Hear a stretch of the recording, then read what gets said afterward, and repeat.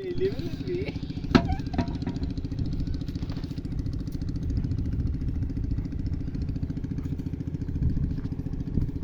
আসলাম আমরা সেই সিরাজগঞ্জ ঐতিহ্যবাহী ফুলঝর নদীর তীরে।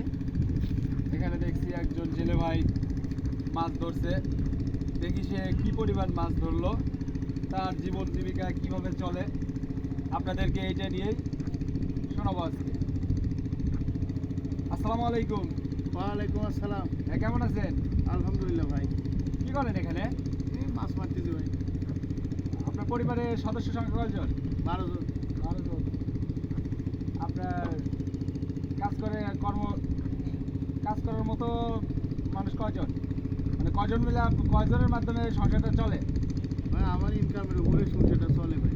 তাহলে তো একজনের ইনকামে 12 জন চলা তো অনেক টাফ ব্যাপার, তো অনেক অসম্ভবের মধ্যে পড়ে যায়, অনেক তো কষ্টের মধ্যে চলে, তাই না ভাইয়া? জি জি। কি মাছ ধরলেন ভাই দেখি? ওই বিভিন্ন পদের মাছ ভাই। অনেক মাছ ধরছে, ভালো। যাক, আপনাদের ঘর বাড়ি? এই নদীর উপরেই ভাই, নদী ভাঙা লোকজন, নদীতেই খাওয়া, নদীতেই কাজবাজ, নদীর থেকে মাছ জোগায় বাজারে নিয়ে যায়, যা পাই 2-4টা বিক্রি করে ওইটাই জীবনযাপন করি ভাই।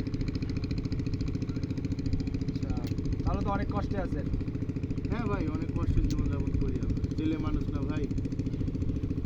আমরা দেখতে পাচ্ছি একজন জেলে ভাই, সে একজনের ইনকামে 12 জন সদস্য চলাচল করে, তার উপরেই আরও বাকি সদস্য নির্ভর করে আহার যোগায় আর কি।